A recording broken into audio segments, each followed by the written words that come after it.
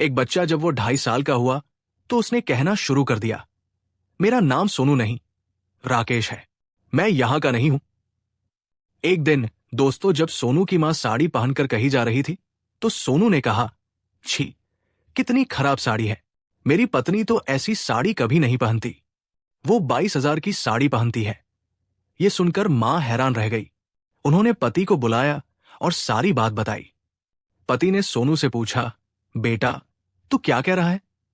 सोनू ने जवाब दिया, मेरा घर आगरा में है, मेरी पत्नी उषा है, मेरे 2 बच्चे हैं और मेरी दुकान है, राकेश रेडियो।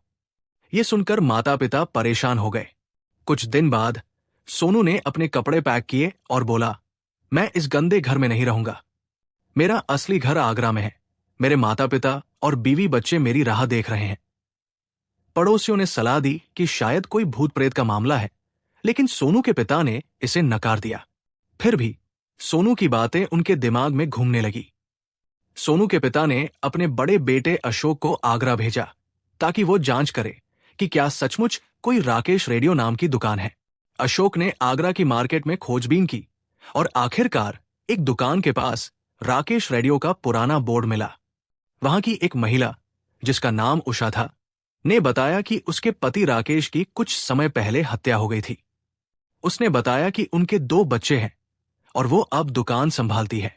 ये सब सोनू की कहानी से मिलता जुलता था।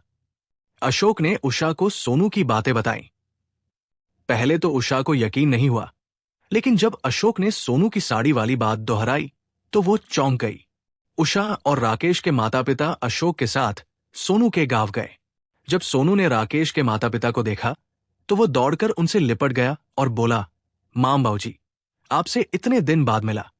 फिर उसने उषा से भी वही आत्मीयता दिखाई। सोनू ने राकेश की जिंदगी की ऐसी बातें बताई जो सिर्फ राकेश को ही पता हो सकती थी। उसने अपनी पुरानी गाड़ी, दुकान और घर के बारे में भी बताया। राकेश के माता पिता ने उसे टेस्ट करने के लिए आगरा ले गए। वहां सोनू सीधे राकेश की दुकान और घर तक पहुंच गया। उसने दुकान की पुरानी व्यवस्था और घर की चीजों के बारे में भी सटीक जानकारी दी। यह खबर जंगल की आग की तरह फैल गई। पुलिस को भी इसकी भनक पड़ी। सोनू ने बताया कि उसकी हत्या 2 लोगों ने की थी और उसने अपने सिर पर गोली का निशान भी दिखाया।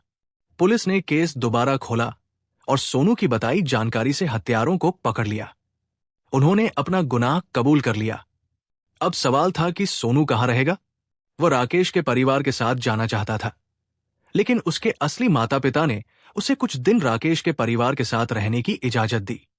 बाद में सोनू को अपने जन्म देने वाले माता पिता के पास ही रहना पड़ा। वो समय समय पर राकेश के परिवार से मिलने जाता रहा।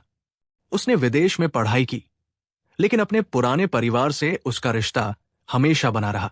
तो दोस्तों, ये थी एक पुनर्जन्म की अनोखी कहानी। आपका इस बारे में क्या सोचना है? कमेंट में जरूर बताएं।